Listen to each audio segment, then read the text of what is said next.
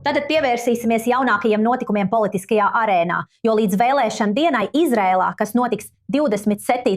oktobrī, ir palikuši nedaudz vairāk nekā 3 mēneši. Vai Benjamins Netanjahu izcīnīs uzvaru, vai arī pārmaiņu bloks spēs panākt tieši šīs pārmaiņas? Jaunās kanāla 12 ziņu dienesta aptaujas liecina, ka Gadi Eizenkota partija Ješar nostiprina savu pārsvaru. Aptauja rāda, ka Ješar iegūtu vairākumu parlamenta vēlēšanās ar 24 vietām, apsteidzot Benjamina Netanjahu partiju Likud, kurai būtu 23 vietas. Tālāk sekotu Naftali Beneta partija Kopā, jeb Džihad, ar 15 vietām. Pēc tam Jaira Golana demokrāti ar 11 vietām un Avigdora Libermana Israel Beiteinu ar 9 vietām. Lai palīdzētu visu šo izskaidrot, studijā sveicam politisko analītiķi Džilu Hofmanu.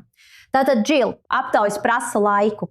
Un šobrīd ir grūti izdarīt pārāk daudz secinājumu, jo vēl ir vairāk nekā 3 mēneši līdz vēlēšanām. Tomēr Gadi Eizenkots gūs panākums, par to nav šaubu. Kādi ir jūsu galvenie secinājumi no jaunākajām aptaujām? Tas liecina, ka šis veidojas par 2 cilvēku sacensību. Netanjahu vienmēr ir jāatrod kāds, pret kuru sacensties, un jāattēlo viņu Izraēlas tautas acīs kā ļaunu. Un tāpēc Gadi Eizenkots būs tas cilvēks, ar kuru viņš to darīs. Un ziniet, kad Eizenkotam bija mazāks atbalsts, tas nebija nekas tik būtisks. Bet tagad Netanjahu jūtās apdraudēts, un Trumps viņam šobrīd neļauj uzbrukt Irānai.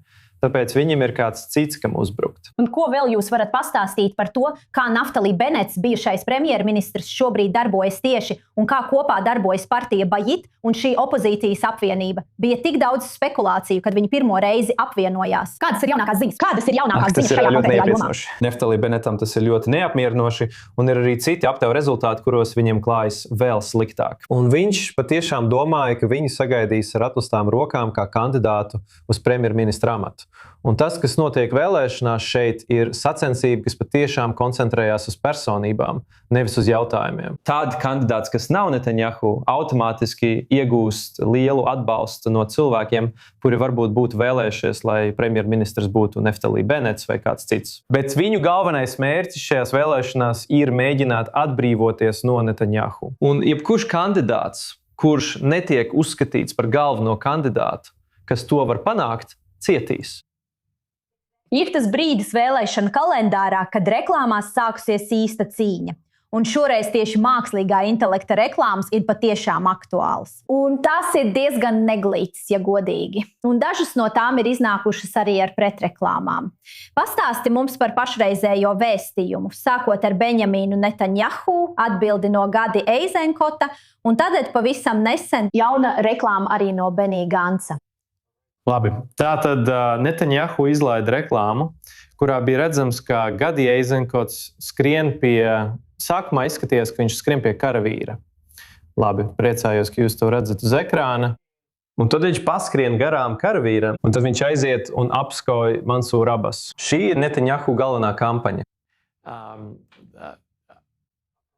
Pieeja, ar kuru viņš teiks, ka Eizenkots ir vienāds ar arābiem, to varētu saukt par rasistisku. Netanjahu to jau ir darījis iepriekš.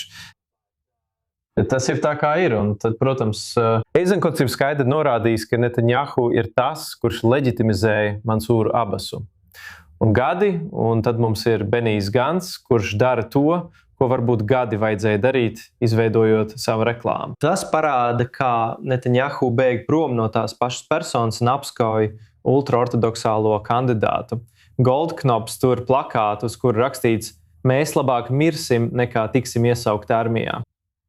Tas ir kļuvis neglīti, bet visi cenšas pastiprināt savu vēstījumu, kas viņiem ir, un viņi visi kļūdās vienā vai otrā veidā. Un no šī brīža līdz vēlēšana dienai mēs redzēsim daudz izmaiņu politiskajā kartē.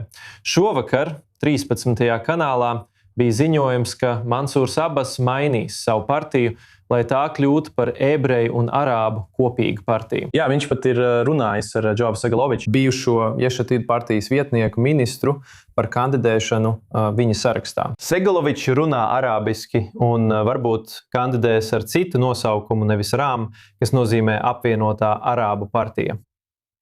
Tātad labējā pusē varētu būt arābu partija, Josefs Hadats, aktīvists, kurš izteikti atbalsta Izraēlu, ir apsvēris iespēju izveidot savu partiju, kas varētu piedalīties šajās vēlēšanās.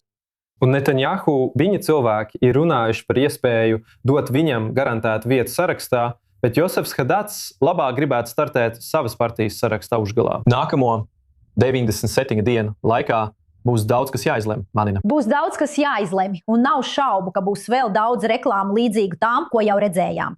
Politikas analītiķi Gila Hofmana novērtēju, ka esat šeit studijā. Paldies jums, kā vienmēr!